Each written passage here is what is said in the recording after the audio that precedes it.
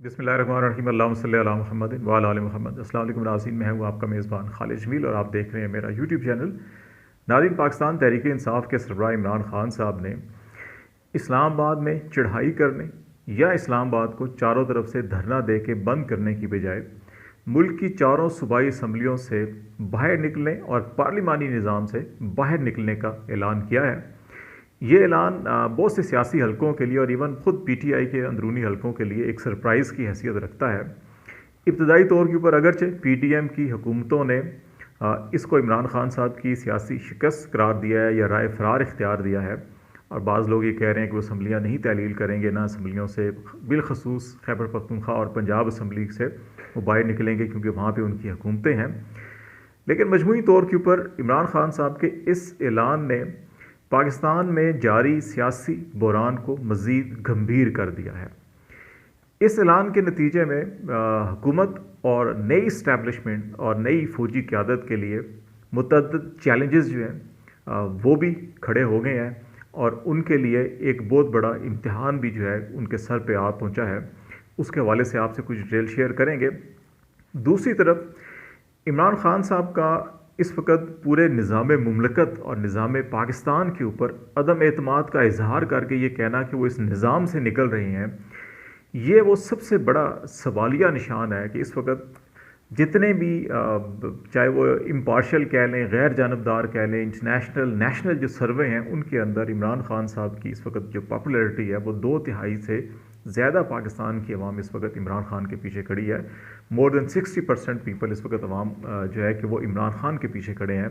तो इसका मतलब ये है कि पाकिस्तान की 2/3 मेजॉरिटी इस वक्त जो मुल्क के अंदर खा वो निज़ाम अदल हो, निज़ाम मुमलकत हो, निज़ाम हुकूमत हो, एहतसाब का निज़ाम हो, सियासी या पार्लिमानी निज़ाम हो, उसके ऊपर जो है कि इस वक्त मुकम्मल तौर के ऊपर अदम एतमाद का इजहार है और मायूसी का इजहार है, और वो इससे बिल्कुल लातलगी का इजहार करें और सिस्टम से बाहर निकल रहे हैं। ये जो पाकिस्तान के लिए, पाकिस्तान के पार्लिमानी निज़ाम के लिए, पाकिस्तान के सियासी निज़ाम के लिए, पाकिस्तान के निज़ाम अदल, निज़ाम एहतसाब, पूरी जो गवर्नेंस है उसके लिए एक बहुत बड़ा ये मेरा ख्याल चैलेंज है।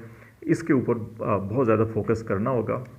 और दूसरा, इमरान खान साहब के पास ऑप्शंस क्या थे और अब उनके पास मज़ीद ऑप्शंस क्या हैं, और पीडीएम हुकूमत और अदलिया के पास और नई फ़ौजी क़यादत के पास कौन से ऑप्शंस हैं कि इस सारे जो दिन ब दिन बढ़ते हुए संगीन सियासी बहरान जो फिर अल्टीमेटली एक इकनॉमिक क्राइसिस के अंदर बढ़ रहा है, इससे कैसे बाहर निकला जाएगा। इमरान खान साहब ने सबसे पहला सवाल यह है कि ये फ़ैसला क्यों किया। 3-4 बड़ी वजूहात हैं इसके अंदर। जैसे मैंने पहले कहा कि निज़ाम अदल के ऊपर, निज़ाम गवर्नर्स के ऊपर, निज़ाम एहतसाब के ऊपर और फिर इस्टेब्लिशमेंट के रवैये के ऊपर जो है कि मुकम्मल तौर के ऊपर इस वक्त पाकिस्तान की 2/3 से ज़्यादा आबादी जो है कि वो अदम एतमाद का इजहार कर रही है, इसलिए ये लातलगी का इजहार किया गया। और इस सारी सिचुएशन के अंदर फिर उन्होंने आज़म स्वाति का, शहबाज गिल का, अरशद शरीफ का कत्ल, उनका अपना जो कातलाना हमला हुआ उनके ऊपर, वो सबसे बड़ी पार्टी के सरबराह होते हुए, साबिक़ वज़ीर आज़म होते हुए, पंजाब के अंदर हुकूमत होते हुए वो FIR दर्ज नहीं करवा सके, और अदलिया जो है कि वो बेबस बैठी है, इंतज़ामिया पुलिस बेबस बैठी हुई है।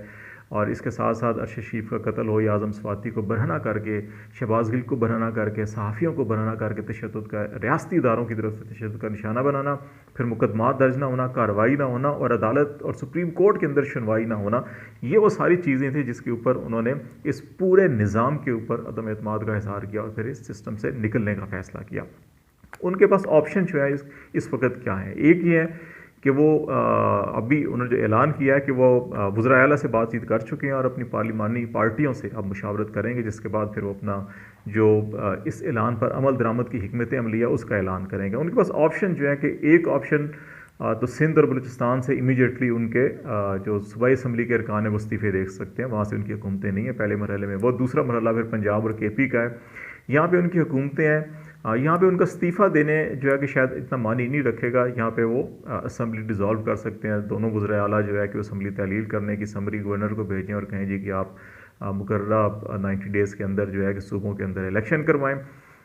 इसमें टेक्निकली जो पीडीएम की गवर्नमेंट के पास अपॉर्चुनिटी है वो ये है कि इमीडिएटली वो KP और पंजाब में अदम एतमाद की तहरीक पेश कर दें। वो 2 से 3 हफ्तों के अंदर उसके ऊपर काउंटिंग सारा मामला होता है, تو اس کو ڈیلے تو ضرور کیا جا سکتا ہے، لیکن ود ان 14 to 21 ڈیز جو ہے اس کے اوپر تمام پروسیس کانسٹیٹیوشنلی کمپلیٹ کرنا ہوگا. تو زیادہ 3 ہفتے جو ہے کہ پنجاب اسمبلی یا کے پی اسمبلی کی تحلیل کو فیڈرل گورنمنٹ جو ہے رکوا سکتی ہے.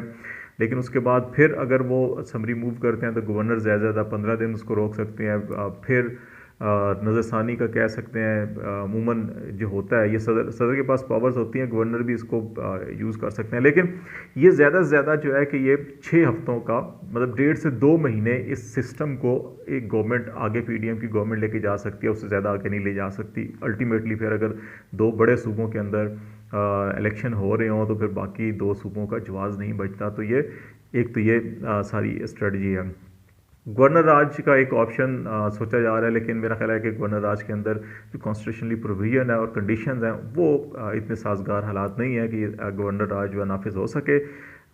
پاکستان کی نئی اسٹیبلشمنٹ اور فوج کے لیے چیلنجز ہیں. کسی بھی ملک میں جو مستحکم دفاع ہے قومی سلامتی کو یقینی بنانے کے لیے، وہاں پہ عوام کی حمایت اور سیاسی استحکام اور پھر معاشی ترقی، معاشی استحکام، یہ 3 بنیادی عوامل ہوتے ہیں کسی بھی ملک کے مضبوط دفاع کے لیے. اور اس وقت تینوں عوامل جو ہے کہ وہ انتہائی نازک اور کمزور اور مسلسل تیزی کے ساتھ تنزلی کی طرف بڑھ رہے ہیں. پاکستان کی بہت بڑی تعداد اس وقت جو ہے کہ پاکستان کی اسٹیبلشمنٹ سے بالخصوص پچھلے 6-7 مہینوں کے اندر جو کردار رہا ہے جنرل باجوہ کی قیادت کے اندر، جس قسم کی انسانی حقوق کی وائلیشن ہوئی، جس قسم کی سب کوئی چیز چھپی ہوئی نہیں ہے، اس کے نتیجے میں اس وقت پاکستان کی بڑی تعداد آپ کہہ سکتے ہیں کہ وہ اپنی ان ریاستی اداروں سے مایوس ہے، بلکہ بڑا کھل کے پبلکلی جو ہے کہ وہ ناراضگی کا بھی اور غم و غصے کا اظہار کر رہی ہے. اس لیے ایک چیز اس وقت جو ہے کہ یہ بڑی الارمنگ ہے. پولیٹیکل اسٹیبلٹی بالکل نہیں ہے پاکستان کے اندر، انویسٹمنٹ نہیں ہو رہی، کوئی دنیا کا ملک پاکستان کی مدد کرنے کے لیے تیار نہیں ہے. اور اس فیصلے کے بعد مزید کرائسس جو ہے کہ زیادہ گمبھیر ہوگا. اکنامک سچویشن جو ہے کہ وہ پچھلے 6-8 مہینوں کے ساتھ مسلسل جو ہے کہ وہ ڈکلائن کی طرف جا رہی ہے. مہنگائی مسلسل بڑھ رہی ہے. اسٹیٹ بینک نے پالیسی ریٹ میں اضافہ کر کے 16% کر دیا، اس سے مہنگائی مزید بڑھے گی، وہ بھی بالکل سازگار حالات نہیں ہے. تو ایسے 3 چیلنجز کے اندر جب نئی لیڈرشپ 29 تاریخ کو اپنی کمانڈ سنبھال رہی ہوگی تو اس کے لیے بالکل ہاتھ خالی ہوں گے ان کے. تو ان کو پبلک سپورٹ بھی چاہیے ہوگی، ان کو پولیٹیکل اسٹیبلٹی بھی چاہیے ہوگی، ان کو اکنامک اسٹیبلٹی چاہیے ہوگی پاکستان کے مضبوط دفاع کے لیے. اور ان کے لیے پھر انہیں فوری طور کے اوپر امیڈیٹلی فیصلے کرنے ہوں گے. پھر ان کو انٹرنل چیلنجز جو ہے کہ وہ امن و امان کا، دہشت گردی کا، اور ود ان آرمی اس وقت جو ہے کہ جنرل عاصم منیر کی جو تقرری ہوئی ہے ان کی ریٹائرمنٹ ڈیٹ کے اوپر اس وقت ڈسپیوٹ ہے. ہم اس پہ الگ سے ایک ولاگ کریں گے اور بڑی انٹرسٹنگ انفارمیشنز ہیں. اور بعض لوگوں کا خیال ہے کہ ان کی جو ریٹائرمنٹ ڈیٹ ہے اس کے اندر کوئی شاید گڑبڑ بھی کی گئی ہے مبینہ طور کے اوپر. تو اس کے اوپر اپنا الگ پورا مکمل ولاگ کریں گے اور تمام ڈیٹیل آپ کے ساتھ شیئر کریں گے. انٹرنلی سینئر جرنیل جو ہیں کہ ان کے استعفوں کی خبریں آ رہی ہیں آپ کے ایسٹرن ویسٹرن بارڈر کے اوپر، اور جیو پولیٹیکل سینیریو کے اندر جو چیلنجز ہیں وہ الگ سے ہیں. تو ایسی صورتحال کے اندر اس وقت یہ کہا جا رہا ہے کہ عمران خان نے جو یہ فیصلہ کیا ہے اس کے پیچھے بھی ایک بڑی وسیع مشاورت شامل تھی. اور یہ کرنا کہ اسلام آباد کی طرف جانا یا یہاں پہ دھرنا دے دینا، اس سے مزید انتشار پیدا ہوتا، مزید خلفشار پیدا ہوتا، اس کے جلاؤ گھیراؤ اور تشدد کے جو ایلیمنٹ ہیں، law and order situation create ہو سکتی تھی. اس لیے انہوں نے یہ فیصلہ کیا کہ وہ یہ نہیں کریں گے بلکہ ایک پولیٹیکل جو ہے کہ وہ سٹیپ لیں گے، پولیٹیکل ایکشن لیں گے اور حکومت کو مجبور کریں گے کہ وہ الیکشن کی طرف جائے. اور ہماری اطلاعات کے مطابق جو اس ساری کنسلٹیشن ہوئی ہے سارے پروسیس کے اندر، اور پھر عمران خان صاحب نے یہ نتیجہ نکالا ہے کہ ہم یہ کریں گے، اس کے اندر جو براڈر ایگریمنٹ ہے وہ یہ ہے کہ دسمبر کے اوائل میں پہلے دوسرے ہفتے کے اندر جو ہے کہ الیکشن کی تاریخ کے حوالے سے کوئی اتفاق رائے ہو سکتا ہے، اور اس کی اناؤنسمنٹ بھی مڈ دسمبر تک ہو سکتی ہے. اور اب یہ مارچ سے لے کے مئی تک جو ہے کہ وہ الیکشن کا امکان ہو سکتا ہے. لیکن یہ ساری کی ساری سچویشن ابھی جو ہے کہ وہ کس اعتبار سے کون گارنٹر ہوگا، نیگوسیشنز کس طرح سے آگے بڑھیں گی، یہ سارا اس کے اوپر دار و مدار ہوگا. تو لیٹس سی، دیکھتے ہیں کہ آنے والے دنوں میں کیا حالات ہوتے ہیں. آپ کو اپڈیٹ کرتے رہیں گے. خالد جمیل کو اجازت دیجیے. اللہ حافظ.